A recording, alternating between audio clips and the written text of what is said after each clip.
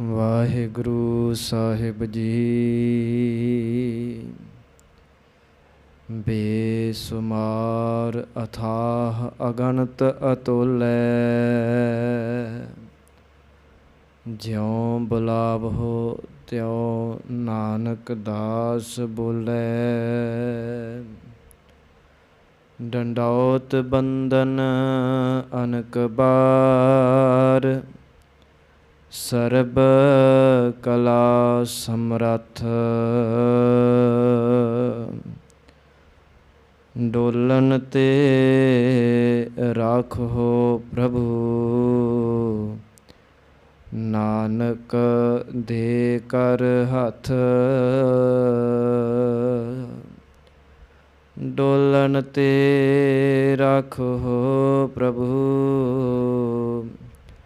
ਨਾਨਕ ਦੇ ਕਰ ਹੱਥ। ਜੁਗੋ ਜੁਗ ਅਟਲ, ਚਵਰ ਛਤਰ ਤਖਤ ਦੇ ਮਾਲਕ, ਧੰਨ ਧੰਨ ਸਾਹਿਬ ਸ੍ਰੀ ਗੁਰੂ ਗ੍ਰੰਥ ਸਾਹਿਬ ਮਹਾਰਾਜ ਜੀ ਦੀ ਅਪਾਰ ਬਖਸ਼ਿਸ਼ ਦੇ ਸਦਕਾ, ਜੋ ਧੰਨ ਸਾਹਿਬ ਸ੍ਰੀ ਗੁਰੂ ਗ੍ਰੰਥ ਸਾਹਿਬ ਮਹਾਰਾਜ ਜੀ ਦੀ ਲੜੀਵਾਰ ਕਥਾ ਕਰਦੇ ਹਾਂ। ਜਪਜੀ ਸਾਹਿਬ ਜੀ ਦੀਆਂ ਪਹਿਲੀਆਂ 5 ਪੌੜੀਆਂ ਦੀ ਵਿਚਾਰ ਹਜੇ ਤੱਕ ਆਪਾਂ ਨੇ ਕੀਤੀ ਹੈ। ਇਸ ਤੋਂ ਅੱਗੋਂ ਜੋ ਸਤਿਗੁਰੂ ਜੀ ਨੇ ਰਹਿਮਤ ਕਰਕੇ ਵਿਚਾਰ ਕਰਾਉਣੀ ਹੈ। ਸੋ ਸਾਧ ਸੰਗਤ, ਜਿੰਨੇ ਵੀ ਆਪਾਂ ਸਰੀਰ ਜੁੜ ਬੈਠੇ ਹਾਂ, ਸਤਿਗੁਰਾਂ ਦੀ ਹਜ਼ੂਰੀ ਜੋ ਹੈ ਉਹ ਕੇਵਲ ਸਰੀਰ ਕਰਕੇ ਹੀ ਨਹੀਂ ਮੰਨਣੀ, ਸੁਰਤ ਵੀ ਸਤਿਗੁਰਾਂ ਦੇ ਚਰਨਾਂ 'ਤੇ ਜੋੜਨੀ ਹੈ। ਕਿਉਂਕਿ ਸਤਿਗੁਰਾਂ ਦਾ ਫਰਮਾਨ ਹੈ, ਗੁਰ ਸਭਾ ਏਵ ਨਾ ਪਾਈਐ, ਨਾ ਨੇੜੈ ਨਾ ਦੂਰ। ਨਾਨਕ ਸਤਿਗੁਰ ਤਾਂ ਮਿਲੈ, ਜਾਂ ਮਨ ਰਹੇ ਹਦੂਰ। ਗੁਰੂ ਦੀ ਪ੍ਰਾਪਤੀ ਉਦੋਂ ਹੈ ਜਦੋਂ ਮਨ ਗੁਰੂ ਦੀ ਹਜ਼ੂਰੀ 'ਚ ਹੈ। ਇਸ ਕਰਕੇ ਆਓ ਮਨ ਵੀ ਸਤਿਗੁਰਾਂ ਦੇ ਚਰਨਾਂ 'ਤੇ ਟਿਕਾਈਏ ਔਰ ਸਤਿਗੁਰਾਂ ਦੇ ਚਰਨਾਂ 'ਤੇ ਅਰਦਾਸ ਕਰੀਏ, ਸਤਿਗੁਰੂ ਜੀ ਇਹ ਵਿਚਾਰ ਆਪ ਹੀ ਰਹਿਮਤ ਕਰਕੇ ਕਰਾ ਲੈਣਾ। ਸਾਡੇ ਕੋਲ ਕੋਈ ਸਮਰੱਥਾ ਨਹੀਂ ਕਿ ਆਪ ਜੀ ਦੇ ਇਹਨਾਂ ਪਾਵਨ ਅਤੇ ਮਹਾਨ ਬਚਨਾਂ ਨੂੰ ਕਹਿ ਸਕੀਏ, ਪਰ ਸਤਿਗੁਰੂ ਆਪ ਰਹਿਮਤ ਕਰਕੇ ਇਹ ਵਿਚਾਰ ਕਰਾਇਓ। ਸੋ ਜਿੰਨੇ ਵੀ ਸਰੀਰ ਆਪਾਂ ਜੁੜ ਬੈਠੇ ਹਾਂ ਜਾਂ ਸੁਣ ਰਹੇ ਹਾਂ, ਆਓ ਸਤਿਗੁਰਾਂ ਦੀ ਬਖਸ਼ੀ ਫਤਿਹ ਵਿੱਚ ਹਾਜ਼ਰੀ ਭਰੀਏ ਜੀ। ਵਾਹਿਗੁਰੂ ਜੀ ਕਾ ਖਾਲਸਾ, ਵਾਹਿਗੁਰੂ ਜੀ ਕੀ ਫਤਿਹ। ਜਪਜੀ ਸਾਹਿਬ ਜੀ ਦੀ ਪਾਵਨ ਬਾਣੀ, ਧੰਨ ਗੁਰੂ ਨਾਨਕ ਸਾਹਿਬ ਜੀ ਮਹਾਰਾਜ ਇਸ ਅੰਦਰ ਜੋ ਰਹਿਮਤਾਂ ਵਰਸਾ ਰਹੇ ਨੇ। 5 ਪੌੜੀਆਂ ਦੀ ਵਿਚਾਰ ਕੀਤੀ ਔਰ ਆਪਾਂ ਨੇ ਵੱਖ ਵੱਖ ਪੌੜੀਆਂ ਦੇ ਵਿੱਚ ਵਿਚਾਰਿਆ ਕਿ ਸਚਿਆਰ ਕਿਵੇਂ ਹੋਈਦਾ ਹੈ। ਹੁਕਮ ਦੇ ਵਿੱਚ ਚੱਲਣ ਦੇ ਨਾਲ ਸਚਿਆਰ ਹੋਈਦਾ, ਫਿਰ ਹੁਕਮ ਕੀ ਹੈ, ਉਸ ਹੁਕਮੀ ਨੂੰ ਗਾਉਣਾ ਹੈ ਔਰ ਉਸ ਸੱਚੇ ਇਨਸਾਫ ਵਾਲੇ ਸਾਹਿਬ ਨੂੰ ਉਹਦੇ ਨਾਲ ਜੇ ਨਾਤਾ ਬਣਾਉਣਾ ਹੈ ਤਾਂ ਫਿਰ ਪ੍ਰੇਮ ਦੀ ਭਾਸ਼ਾ ਹੀ ਉਹਦੇ ਨਾਲ ਸਾਡੀ ਸਾਂਝ ਜੋੜ ਸਕਦੀ ਹੈ। ਇਸ ਕਰਕੇ ਅੰਮ੍ਰਿਤ ਵੇਲੇ ਉੱਠ ਕੇ ਉਹਦੇ ਬਚਨਾਂ ਦੀ, ਉਹਦੇ ਸੋਹਣੇ ਗੁਣਾਂ ਦੀ ਵਿਚਾਰ ਕਰੀਏ ਔਰ ਫਿਰ ਜਦੋਂ ਉਹ ਸਤਿਗੁਰੂ ਰਹਿਮਤ ਕਰਦਾ ਹੈ, ਫਿਰ ਉਹ ਪ੍ਰੇਮ ਰੂਪੀ ਕੱਪੜਾ ਬਖਸ਼ਦਾ ਹੈ ਔਰ ਆਪਣਾ ਸੋਹਣਾ ਜੋ ਦਰਬਾਰ ਹੈ ਉਹ ਬਖਸ਼ਦਾ ਹੈ। ਤੋ ਇਸ ਪ੍ਰਕਾਰ ਇਹਨਾਂ ਪੌੜੀਆਂ ਦੀ ਵਿਚਾਰ ਆਪਾਂ ਕਰ ਰਹੇ ਹਾਂ।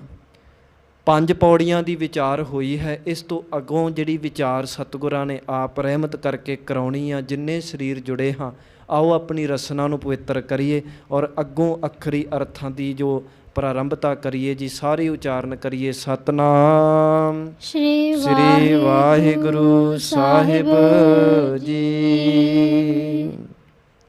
ਤੀਰਥ ਨਾਵਾ ਜੇ ਤਿਸ ਭਾਵਾ, ਬਿਨ ਭਾਣੇ ਕੇ ਨਹਾਏ ਕਰੀ। ਤੀਰਥ ਨਾਵਾ, ਜਿਵੇਂ ਪਾਠ ਕੀਤਾ ਗਿਆ ਇਸ ਤਰ੍ਹਾਂ ਹੀ ਕਰਨਾ ਹੈ ਇੱਥੇ, ਕਿਉਂਕਿ ਨਹਾਉਣ ਦਾ ਵਾਚਕ ਹੈ ਸੋ ਭਾਰਾ ਕਰਕੇ ਬੋਲਣਾ। ਤੀਰਥ ਨਾਵਾ ਜੇ ਤਿਸ ਭਾਵਾ, ਵਿਨ ਭਾਣੇ ਕੇ ਨਹਾਏ ਕਰੀ। ਇੱਥੇ ਵੀ ਨਹਾਏ ਭਾਰਾ ਬੋਲਣਾ ਹੈ। ਗੁਰੂ ਨਾਨਕ ਸਾਹਿਬ ਕਹਿੰਦੇ ਮੈਂ ਤੀਰਥ ਤਾਂ ਨਹਾਵਾਂ ਜੇ ਇਹ ਕਰਮ ਰੱਬ ਨੂੰ ਚੰਗਾ ਲੱਗਦਾ ਹੋਵੇ, ਤਾਂ ਇਹ ਕਰਮ ਕਰਕੇ ਰੱਬ ਖੁਸ਼ ਹੁੰਦਾ ਹੋਵੇ ਫੇਰ ਹੀ ਕਰਨ ਦਾ ਫਾਇਦਾ ਹੈ ਨਾ। ਕਿਉਂਕਿ ਕਰਮ ਤਾਂ ਸਾਨੂੰ ਉਹ ਕਰਨਾ ਚਾਹੀਦਾ ਹੈ ਜਿਸ ਕਰਮ ਦੇ ਵਿੱਚ ਰੱਬ ਦੀ ਖੁਸ਼ੀ ਮਿਲੇ, ਕਿਉਂਕਿ ਧਾਰਮਿਕ ਕਰਮ ਅਸੀਂ ਰੱਬ ਦੀ ਖੁਸ਼ੀ ਲੈਣ ਵਾਸਤੇ ਹੀ ਤਾਂ ਕਰਦੇ ਹਾਂ। ਤੋ ਜਿਸ ਕਰਮ ਦੇ ਵਿੱਚ ਰੱਬ ਦੀ ਖੁਸ਼ੀ ਹੀ ਨਹੀਂ ਹੈ ਫਿਰ ਉਹ ਕਰਨ ਦਾ ਫਾਇਦਾ ਵੀ ਕੀ ਹੈ। ਇਸ ਕਰਕੇ ਗੁਰੂ ਨਾਨਕ ਸਾਹਿਬ ਕਹਿੰਦੇ ਮੈਂ ਤੀਰਥ ਤਾਂ ਹੀ ਨਹਾਵਾਂ ਨਾ ਜੇ ਵਾਹਿਗੁਰੂ ਜੀ ਨੂੰ ਚੰਗਾ ਲੱਗਦਾ ਹੋਵੇ, ਉਹਦੀ ਖੁਸ਼ੀ ਮਿਲਦੀ ਹੋਵੇ।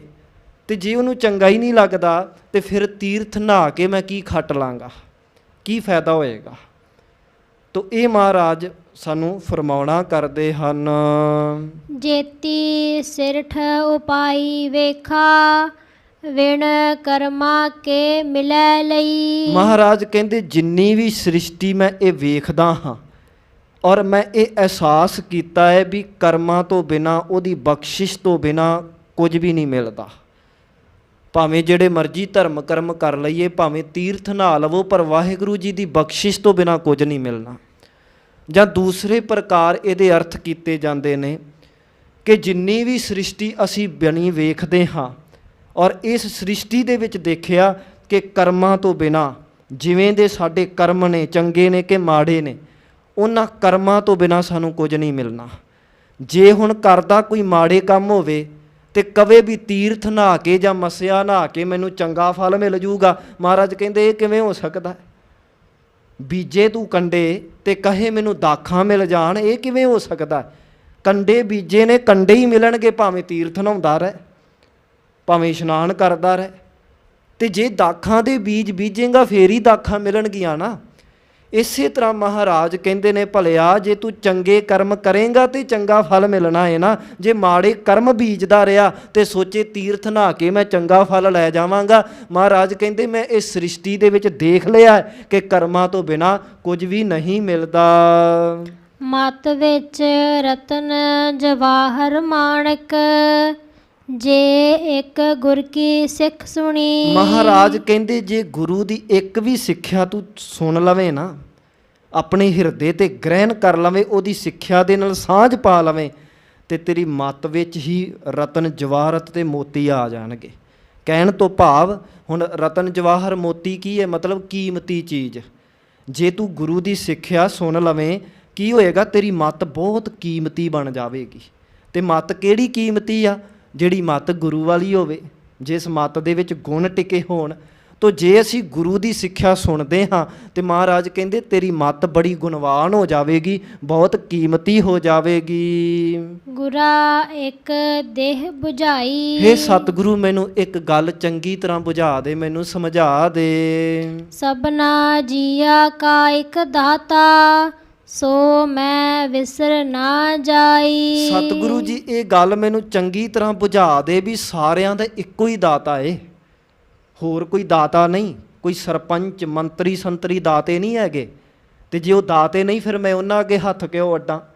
ਹੇ ਸਤਿਗੁਰੂ, ਹੇ ਮੇਰੇ ਸਤਿਗੁਰੂ, ਇਹ ਗੱਲ ਮੇਰੇ ਹਿਰਦੇ 'ਚ ਬਿਠਾ ਦੇ ਕਿ ਹੋਰ ਕੋਈ ਦਾਤਾ ਨਹੀਂ, ਦਾਤਾ ਇੱਕੋ ਹੀ ਹੈ। ਇਸ ਕਰਕੇ ਸਤਿਗੁਰੂ ਮੈਨੂੰ ਉਹ ਨਾ ਭੁੱਲੇ। ਆਮ ਤੌਰ 'ਤੇ ਮਨੁੱਖਾਂ ਦੇ ਨਾਲ ਕੀ ਹੁੰਦਾ ਹੈ, ਇਹਨੂੰ ਦੁਨੀਆ ਨਹੀਂ ਭੁੱਲਦੀ, ਇਹਨੂੰ ਸਰਪੰਚ ਨਹੀਂ ਭੁੱਲਦੇ, ਇਹਨੂੰ ਆਪਣੇ ਰਿਸ਼ਤੇਦਾਰ ਨਹੀਂ ਭੁੱਲਦੇ। ਕਿਉਂ? ਕਿਉਂਕਿ ਇਹਦੇ ਮਨ ਦੇ ਵਿੱਚ ਇਹ ਬੈਠਾ ਹੋਇਆ ਵੀ ਮੇਰਾ ਭਲਾ ਤਾਂ ਇਹਨੇ ਕਰਨਾ ਹੈ। ਪਰ ਜੇ ਕਿਤੇ ਸਤਿਗੁਰੂ ਜੀ ਅੱਗੇ ਹੱਥ ਅੱਡੀਏ, ਅਰਦਾਸ ਕਰੀਏ, ਸਤਿਗੁਰੂ ਸਾਨੂੰ ਦੁਨੀਆ ਦੇ ਆਸਰਿਆਂ ਤੋਂ ਚੱਕ ਦੇ, ਅਸੀਂ ਦੁਨੀਆ ਦੇ ਆਸਰੇ ਨਾ ਤੱਕੀਏ, ਤੂੰ ਇਹ ਹਿਰਦੇ 'ਚ ਬਿਠਾ ਦਾਤਾ ਇੱਕੋ ਹੈ ਤੇ ਉਹ ਨਾ ਸਾਨੂੰ ਭੁੱਲੇ, ਉਹ ਸਦਾ ਯਾਦ ਰਵੇ। ਇਹ ਸਾਡੇ ਤੇ ਰਹਿਮਤ ਕਰ।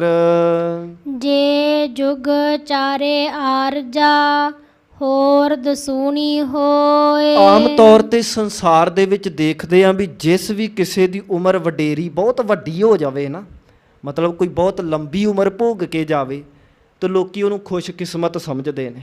ਆਮ ਤੌਰ ਤੇ ਆਪਾਂ ਸਮਾਜ ਦੇ ਵਿੱਚ ਦੇਖਦੇ ਹਾਂ, ਭਾਵੇਂ ਇਹ ਸਿੱਖਾਂ ਦੀ ਰੀਤ ਨਹੀਂ, ਪਰ ਆਮ ਜੋ ਸਮਾਜ ਕਰ ਲੈਂਦਾ ਹੈ ਉਹ ਇਹ ਹੁੰਦਾ ਵੀ ਜਦੋਂ ਕੋਈ ਬਜ਼ੁਰਗ ਪੋਤਰਿਆਂ ਪੜਪੋਤਰਿਆਂ ਵਾਲਾ ਹੋ ਜਾਵੇ ਨਾ, ਤੇ ਫਿਰ ਕਹਿੰਦੇ ਜੀ ਉਹਦੇ ਚਲਾਣੇ ਤੇ ਕਹਿੰਦੇ ਅਸੀਂ ਵੱਡਾ ਕਰ ਰਹੇ ਹਾਂ। ਵੱਡੇ ਤੋਂ ਭਾਵ ਫਿਰ ਉਹਦੇ ਚਲਾਣੇ ਤੇ ਮਠਿਆਈਆਂ ਵੰਡਦੇ ਨੇ, ਕਈ ਗੁਲਾਬ ਜਾਮਨੂੰ ਵੰਡਦੇ ਨੇ। ਕਿਉਂ? ਪੁੱਛੇ ਵੀ ਕਿਉਂ ਵੰਡ ਰਹੇ? ਹੋਈ ਤਾਂ ਮਰ ਗਏ, ਹੋਈ ਤਾਂ ਮੌਤ ਹੈ, ਤੇ ਤੁਸੀਂ ਜਲੇਬੀਆਂ ਵੰਡਣ ਦਏ ਜੇ। ਤੇ ਉਹ ਇਹ ਜਵਾਬ ਦਿੰਦੇ, ਭਾਈ ਪੋਤਰਿਆਂ ਪੜਪੋਤਰਿਆਂ ਵਾਲੀ ਹੋ ਕੇ ਗਈ ਆ। ਉਹ ਇਸ ਤਰ੍ਹਾਂ ਕਿਉਂ ਕਰਦੇ? ਕਿਉਂਕਿ ਉਹਨਾਂ ਦੇ ਦਿਲ ਵਿੱਚ ਇਹ ਬੈਠਾ ਹੋਇਆ ਹੈ ਵੀ ਕੋਈ ਬੜੀ ਲੰਬੀ ਉਮਰ ਭੋਗ ਕੇ ਜਾਵੇ ਨਾ, ਇਹ ਬੜੀ ਵੱਡੀ ਗੱਲ ਹੁੰਦੀ, ਬੜੀ ਖੁਸ਼ਕਿਸਮਤੀ ਵਾਲੀ ਗੱਲ ਹੁੰਦੀ ਹੈ। ਪਰ ਗੁਰੂ ਸਾਹਿਬ ਕਹਿੰਦੇ ਤੁਸੀਂ ਪੁੱਤ ਪੋਤਰੇ ਪੜਪੋਤਰਿਆਂ ਦੀ ਗੱਲ ਛੱਡੋ, ਵੱਡੀ ਉਮਰ ਦੀ ਗੱਲ ਕਰਦੇ ਹੋ ਨਾ। ਜੇ ਜੁਗ ਚਾਰੇ ਆਰਜਾ, ਜੇ ਕਿਸੇ ਦੀ ਉਮਰ 4 ਯੁੱਗਾਂ ਜਿੰਨੀ ਹੋ ਜਾਵੇ, 4 ਯੁੱਗ ਵੀ ਛੱਡੋ, ਉਹਦੇ ਤੋਂ ਵੀ 10 ਗੁਣਾ ਜ਼ਿਆਦਾ ਹੀ ਹੋ ਜਾਵੇ, ਭਾਵ ਇੰਨੀ ਲੰਬੀ ਉਮਰ ਹੋ ਜਾਵੇ। ਨਵਾਂ ਖੰਡਾ ਵਿੱਚ ਜਾਣੀਐ, ਨਾਲ ਚੱਲੈ ਸਭ ਕੋਏ। ਫਿਰ ਦੂਜੀ ਗੱਲ, ਸੰਸਾਰ ਉਹਨੂੰ ਖੁਸ਼ਕਿਸਮਤ ਸਮਝਦਾ ਹੈ ਵੀ ਜਿਹੜਾ ਪੋਪੂਲਰ ਬੜਾ ਹੋਵੇ, ਜਿਹਦੀ ਸ਼ੋਹਰਤ ਬੜੀ ਹੋਵੇ ਤੇ ਜਿਹਦੇ ਨਾਲ ਬੜੇ ਲੋਕ ਚੱਲਦੇ ਹੋਣ। ਇੱਥੇ ਤਾਂ ਕਿਸੇ ਦੇ ਪਿੱਛੇ 4 ਬੰਦੇ 10 ਬੰਦੇ ਜਾਂ ਪੂਰਾ ਪਿੰਡ ਪਿੱਛੇ ਚੱਲਦਾ ਹੋਵੇ ਨਾ, ਬੰਦਾ ਆਕੜ ਕੇ ਮਾਣ ਨਾਲ ਕਹਿੰਦਾ ਸਾਰਾ ਪਿੰਡ ਮੇਰੇ ਪਿੱਛੇ ਆ, ਵੇਖ ਲੂੰਗਾ ਮੈਂ ਤੈਨੂੰ। ਇਸ ਤਰ੍ਹਾਂ ਦੀਆਂ ਗੱਲਾਂ ਕਰਦੇ ਨੇ। ਪਰ ਮਹਾਰਾਜ ਕਹਿੰਦੇ ਚੱਲ ਮੈਂ ਤੈਨੂੰ ਇਹ ਵੀ ਦੱਸ ਦੇਵਾਂ, ਮੰਨ ਲਓ ਕਿਸੇ ਦੀ ਸ਼ੋਹਰਤ ਬਹੁਤ ਜ਼ਿਆਦੀ ਹੋਵੇ ਤੇ ਇੰਨੀ ਜ਼ਿਆਦੀ ਹੋਵੇ ਕਿ 9 ਦੇ 9 ਖੰਡਾਂ ਵਿੱਚ ਹੀ ਜਾਣਿਆ ਜਾਂਦਾ ਹੈ। ਕੋਈ ਇੱਕ ਸ਼ਹਿਰ 'ਚ ਪਾਪੂਲਰ ਹੋਏਗਾ, ਇੱਕ ਸਟੇਟ 'ਚ ਪਾਪੂਲਰ ਹੋਏਗਾ, ਇੱਕ ਦੇਸ਼ 'ਚ ਪਾਪੂਲਰ ਹੋਏਗਾ। ਮਹਾਰਾਜ ਕਹਿੰਦੇ ਸਾਰੀਆਂ ਗੱਲਾਂ ਛੱਡ, 9 ਖੰਡ ਨੇ ਨਾ ਧਰਤੀ ਦੇ, 9 ਖੰਡਾਂ ਦੇ ਵਿੱਚ ਹੀ ਕੋਈ ਜਾਣਿਆ ਜਾਂਦਾ ਹੋਵੇ ਤੇ ਸਾਰੇ ਉਹਦੇ ਨਾਲ ਚੱਲਦੇ ਹੋਣ, ਕੋਈ ਇੱਕ ਅੱਧਾ ਪਿੰਡ ਨਹੀਂ, ਸਾਰੇ ਹੀ ਉਹਦੇ ਪਿੱਛੇ ਖੜੇ ਹੋਣ, ਕੋਈ ਇੰਨੀ ਸ਼ੋਹਰਤ ਤੇ ਪੋਪੂਲੈਰਿਟੀ ਵਾਲਾ ਹੋਵੇ। ਚੰਗਾ ਨਾਉ ਰਖਾਏ ਕੈ, ਜਸ ਕੀਰਤ ਜਗ ਲੇ। ਫਿਰ ਚੰਗਾ ਨਾਂ ਰਖਾ ਕੇ, ਭਾਵ ਬੜਾ ਨਾਮ ਖੱਟਿਆ ਹੋਵੇ, ਵੀ ਉਹਦੇ ਨਾਮ ਦੀਆਂ ਬਾਤਾਂ ਪੈਂਦੀਆਂ ਹੋਣ, ਉਹਦੇ ਨਾਮ ਦੀਆਂ ਮਿਸਾਲਾਂ ਦਿੱਤੀਆਂ ਜਾਂਦੀਆਂ ਹੋਣ ਵੀ ਫਲਾਣਾ ਬੰਦਾ ਇਹ ਅਸਲੀ ਬੰਦਾ, ਬੜਾ ਮਸ਼ਹੂਰ, ਬੜਾ ਪੋਪੂਲਰ। ਲੋਕ ਉਹਨੂੰ ਖੁਸ਼ਕਿਸਮਤ ਸਮਝਦੇ ਨੇ ਨਾ, ਬੜਾ ਵੱਡਾ ਸਮਝਦੇ ਜੀ, ਉਹ ਤਾਂ ਬੜਾ ਵੱਡਾ ਨਾਮ ਵਾਲਾ ਹੈ ਜੀ, ਉਹ ਬੜੀ ਵੱਡੀ ਹਸਤੀ ਹੈ। ਮਹਾਰਾਜ ਕਹਿੰਦੇ ਮੰਨ ਲਓ ਚੰਗਾ ਨਾਉ ਰਖਾਏ ਕੈ, ਜਸ ਕੀਰਤ ਜਗ ਲੇ, ਪੂਰੇ ਜਗਤ ਦੇ ਵਿੱਚ ਉਹਦੀ ਸੋਭਾ ਫੈਲੀ ਹੋਵੇ, ਸੋਭਾ ਲੈ ਰਿਹਾ ਹੋਵੇ, ਭਾਵ ਇੰਨੇ ਉਹਦੇ ਕੋਲ ਜੋ ਸਹੂਲਤਾਂ, ਸੁੱਖ ਸਹੂਲਤਾਂ, ਇੰਨੇ ਦੁਨਿਆਵੀ ਸੁੱਖ ਉਹਦੇ ਕੋਲ ਹੋਣ। ਪਰ ਅੱਗੋਂ ਮਹਾਰਾਜ ਫਿਰ ਸਮਝਾਉਂਦੇ ਹਨ, ਜੇ ਤਿਸ ਨਦਰ ਨਾ ਆਵਈ, ਤਾ ਬਾਤ ਨਾ ਪੁੱਛੈ ਕੇ। ਪਰ ਮਹਾਰਾਜ ਕਹਿੰਦੇ ਜੇ ਉਸ ਪਰਮਾਤਮਾ ਦੀ ਮਿਹਰ ਦੀ ਨਜ਼ਰ 'ਚ ਨਾ ਆਇਆ। ਆਮ ਤੌਰ 'ਤੇ ਵੱਡੀਆਂ ਉਮਰਾਂ ਵਾਲਿਆਂ ਨੂੰ ਖੁਸ਼ਕਿਸਮਤ ਕਹਿੰਦੇ ਨੇ, ਜੇ ਕੋਈ ਪੋਪੂਲਰ ਬਹੁਤ ਹੈ ਉਹਨੂੰ ਕਹਿੰਦੇ ਜੀ ਇਹ ਤਾਂ ਕਮਾਲ ਦਾ ਬੰਦਾ ਹੈ, ਜੇ ਕਿਸੇ ਦੀ ਸੋਭਾ ਬਹੁਤ ਹੁੰਦੀ ਉਹਨੂੰ ਕਹਿੰਦੇ ਬੜੇ ਕਮਾਲ ਦਾ ਬੰਦਾ ਹੈ। ਮਹਾਰਾਜ ਕਹਿੰਦੇ ਭਾਵੇਂ ਤੇਰੇ ਕੋਲੇ ਸਭ ਕੁਝ ਹੋਵੇ, ਪਰ ਯਾਦ ਰੱਖੀ ਜੇ ਵਾਹਿਗੁਰੂ ਜੀ ਤੇਰੇ 'ਤੇ ਮਿਹਰ ਭਰੀ ਨਜ਼ਰ ਨਾਲ ਨਹੀਂ ਤੱਕਦੇ ਨਾ, ਤੇ ਇੰਨਾ ਕੁਝ ਲੈ ਕੇ ਵੀ ਰੱਬ ਦੇ ਘਰ ਤੇਰੀ ਬਾਤ ਨਹੀਂ ਪੁੱਛੀ ਜਾਣੀ, ਬਾਤ ਵੀ ਨਹੀਂ ਪੁੱਛੀ ਜਾਣੀ। ਕੀ ਖੱਟਿਆ ਫਿਰ ਤੂੰ? ਕਾਹਦਾ ਮਾਣ ਵੀ ਮੈਂ 100 ਸਾਲ ਦੀ ਉਮਰ ਭੋਗੀ, ਕਾਹਦਾ ਮਾਣ ਵੀ ਮੇਰੇ ਪਿੱਛੇ ਪਿੰਡ ਚੱਲਦਾ। ਮਹਾਰਾਜ ਨੇ ਤਾਂ ਇੱਥੇ ਸਭ ਕੁਝ ਹੀ ਕਹਿਤਾ, ਪੂਰੀ ਦੁਨੀਆ ਚੱਲਦੀ ਹੋਵੇ ਭਾਵੇਂ ਤੇਰੇ ਪਿੱਛੇ, ਪਰ ਜੇ ਤੂੰ ਵਾਹਿਗੁਰੂ ਜੀ ਦੀ ਬਖਸ਼ਿਸ਼ ਦਾ ਪਾਤਰ ਹੀ ਨਹੀਂ ਬਣਿਆ, ਜੇ ਤੂੰ ਗੁਰੂ ਦੀ ਸਿੱਖਿਆ ਨਹੀਂ ਮੰਨੀ ਤੇ ਗੁਰੂ ਦੇ ਅਧੀਨ ਹੋ ਕੇ ਵਾਹਿਗੁਰੂ ਜੀ ਦੀ ਨਦਰ ਦਾ ਪਾਤਰ ਨਹੀਂ ਬਣਿਆ, ਤੇ ਜੋ ਕੁਝ ਮਰਜ਼ੀ ਸੰਸਾਰ ਦੇ ਵਿੱਚ ਖੱਟ ਲੈ, ਰੱਬ ਦੇ ਘਰ ਤੇਰੀ ਬਾਤ ਵੀ ਨਹੀਂ ਪੁੱਛੀ ਜਾਣੀ। ਗੁਰੂ ਨਾਨਕ ਸਾਹਿਬ ਨੇ ਸਪਸ਼ਟ ਕਹਿਤਾ। ਫਿਰ ਅੱਗੋਂ ਮਹਾਰਾਜ ਫਰਮਾਉਂਦੇ ਹਨ, ਕੀਟਾ ਅੰਦਰ ਕੀਟ ਕਰ, ਦੋਸੀ ਦੋਸਤ ਰੇ। ਤੇ ਇੱਥੇ ਹੀ ਬਸ ਨਹੀਂ, ਮਹਾਰਾਜ ਕਹਿੰਦੇ ਦੁਨੀਆ ਵਿੱਚ ਬੜਾ ਨਾਮ ਖੱਟਿਆ ਹੋਵੇਗਾ, ਪਰ ਯਾਦ ਰੱਖੀ ਰੱਬ ਦੇ ਘਰ ਤੂੰ ਕੀੜਿਆਂ ਅੰਦਰ ਸਭ ਤੋਂ ਨੀਚ ਕੀੜਾ ਹੈ ਤੇ ਦੋਸ਼ੀਆਂ ਦਾ ਦੋਸ਼ੀ ਹੈ। ਕਿਉਂ? ਕਿਉਂਕਿ ਤੇਰੇ ਤੇ ਰੱਬ ਨੂੰ ਭੁਲਾਉਣ ਦਾ ਦੋਸ਼ ਲੱਗਾ ਹੀ, ਇਹ ਸਭ ਤੋਂ ਵੱਡਾ ਦੋਸ਼ ਜੇ। ਰੱਬ ਨੂੰ ਭੁਲਾ ਦੇਣਾ ਸਭ ਤੋਂ ਵੱਡਾ ਦੋਸ਼ ਹੈ। ਕੋਈ ਕਵੇ ਜੀ ਠੀਕ ਆ ਜੀ ਨਸ਼ੇ ਨਹੀਂ ਕਰਨੇ, ਕਈ ਕਹਿੰਦੇ ਨੇ ਨਾ ਜੀ ਠੀਕ ਆ ਜੀ ਨਸ਼ੇ ਨਹੀਂ ਕਰਨੇ ਚਾਹੀਦੇ ਜੀ, ਠੱਗੀ ਨਹੀਂ ਮਾਰਨੀ ਚਾਹੀਦੀ ਜੀ, ਕੀ ਕਰ ਲੈਣਾ ਅੰਮ੍ਰਿਤ ਛਕ ਕੇ, ਤੇ ਐਵੇਂ ਦੀਆਂ ਗੱਲਾਂ ਮਾਰਨ ਵਾਲੇ ਹੀ ਸਭ ਤੋਂ ਵੱਡੇ ਠੱਗ ਹੁੰਦੇ ਜੇ, ਯਾਦ ਰੱਖ ਲਿਓ। ਇਸ ਤਰ੍ਹਾਂ ਕਿਉਂ? ਕਿਉਂਕਿ ਮਹਾਰਾਜ ਕਹਿੰਦੇ ਯਾਦ ਰੱਖਿਓ ਰੱਬ ਭੁਲਾ ਦੇਣਾ ਹੀ ਸਭ ਤੋਂ ਵੱਡਾ ਦੋਸ਼ ਹੈ, ਕਿਉਂਕਿ ਬਾਕੀ ਗੁਨਾਹ ਹੀ ਇਸ ਗੁਨਾਹ ਤੋਂ ਜਨਮ ਲੈਂਦੇ ਨੇ। ਰੱਬ ਭੁੱਲ ਗਿਆ ਤੇ ਬੰਦੇ ਨੂੰ ਇੰਜ ਲੱਗਦਾ ਵੀ ਮੈਨੂੰ ਕਿਹੜਾ ਕੋਈ ਦੇਖਦਾ, ਤੇ ਬੰਦ ਕਮਰੇ ਦੇ ਵਿੱਚ ਫਿਰ ਬੜੇ ਪਾਪ ਕਮਾਉਂਦਾ ਹੈ। ਬੜੇ ਵੱਡੇ ਵੱਡੇ ਪਾਪ ਇਸ ਦੋਸ਼ ਤੋਂ ਜਨਮ ਲੈਂਦੇ ਨੇ, ਕਿਉਂਕਿ ਜਦੋਂ ਇਹਨੂੰ ਇੰਜ ਲੱਗੂ ਮੈਨੂੰ ਕਿਹੜਾ ਕੋਈ ਦੇਖਦਾ ਪਿਆ, ਫਿਰ ਇਹ ਤਾਂ ਜੋ ਮਰਜ਼ੀ ਪਾਪ ਕਰੇਗਾ। ਤੇ ਜਿਸ ਨੂੰ ਰੱਬ ਚੇਤੇ ਹੋਵੇਗਾ ਉਹ ਤਾਂ ਫਿਰ ਬੰਦ ਕਮਰੇ 'ਚ ਵੀ ਕਹੇਗਾ ਮੇਰਾ ਗੁਰੂ ਮੈਨੂੰ ਦੇਖਦਾ ਪਿਆ, ਮੈਂ ਇਹ ਪਾਪ ਨਹੀਂ ਕਰਨਾ। ਤਾਂ ਮਹਾਰਾਜ ਕਹਿੰਦੇ ਜਿਹੜਾ ਵਾਹਿਗੁਰੂ ਜੀ ਦੀ ਮਿਹਰ ਦੀ ਨਜ਼ਰ 'ਚ ਨਹੀਂ ਆਇਆ, ਕੀੜਿਆਂ ਤੋਂ ਸਭ ਤੋਂ ਨੀਚ ਕੀੜਾ ਹੈ, ਤੇ ਦੋਸ਼ੀਆਂ ਦਾ ਦੋਸ਼ੀ ਹੈ। ਇਹ ਸਤਿਗੁਰੂ ਜੀ ਸਾਨੂੰ ਸਮਝਾਉਂਦੇ ਹਨ। ਨਾਨਕ ਨਿਰਗੁਣ ਗੁਣ ਕਰੇ, ਗੁਣਵੰਤਿਆਂ ਗੁਣ ਦੇ।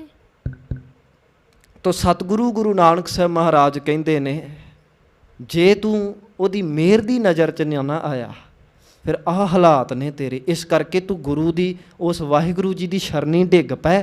ਤੇ ਵਾਹਿਗੁਰੂ ਪਤਾ ਕਿੱਡਾ ਦਿਆਲੂ ਆ, ਜਿਹਦੇ ਕੋਲ ਕੋਈ ਗੁਣ ਨਹੀਂ ਨਾ, ਵਾਹਿਗੁਰੂ ਉਹਨੂੰ ਗੁਣ ਬਖਸ਼ ਦਿੰਦਾ ਹੈ। ਨਾਨਕ ਨਿਰਗੁਣ ਗੁਣ ਕਰੇ, ਜਿਹਦੇ ਕੋਲ ਨਿਰਗੁਣ ਹੈ, ਜਿਹਦੇ ਕੋਲ ਕੋਈ ਗੁਣ ਨਹੀਂ, ਉਹਨੂੰ ਵਾਹਿਗੁਰੂ ਗੁਣ ਬਖਸ਼ਦਾ ਹੈ। ਤੇ ਜਿਹਦੇ ਕੋਲ ਕੋਈ ਗੁਣ ਹੈਗਾ ਹੀ ਨੇ, ਮਹਾਰਾਜ ਨੂੰ ਹੋਰ ਗੁਣ ਬਖਸ਼ ਦਿੰਦਾ ਹੈ, ਭਾਵ ਉਹਨੂੰ ਹੋਰ ਗੁਣਾਂ ਦੇ ਭੰਡਾਰੇ ਬਖਸ਼ ਦਿੰਦਾ ਹੈ। ਐਸੇ ਦਇਆ ਦਾ ਮਾਲਕ ਮੇਰਾ ਸਤਿਗੁਰੂ ਪਰਮਾਤਮਾ ਹੈ ਜੀ। ਤੇਹਾ ਕੋਏ ਨਾ ਸੁਝਈ, ਜੇ ਤਿਸ ਗੁਣ ਕੋਏ ਕਰੇ। ਤੇਹਾ ਕੋਏ ਨਾ ਸੁਝਈ, ਜੇ ਤਿਸ ਗੁਣ ਕੋਏ ਕਰੇ। ਮਹਾਰਾਜ ਕਹਿੰਦੇ ਵਾਹਿਗੁਰੂ ਤਾਂ ਸਾਰਿਆਂ ਨੂੰ ਗੁਣ ਦਿੰਦਾ ਹੈ, ਪਰ ਮੈਨੂੰ ਦੁਨੀਆ 'ਚ ਐਸਾ ਕੋਈ ਨਹੀਂ ਸੁਝਦਾ ਜਿਹੜਾ ਵਾਹਿਗੁਰੂ ਨੂੰ ਗੁਣ ਦਿੰਦਾ ਹੋਵੇ।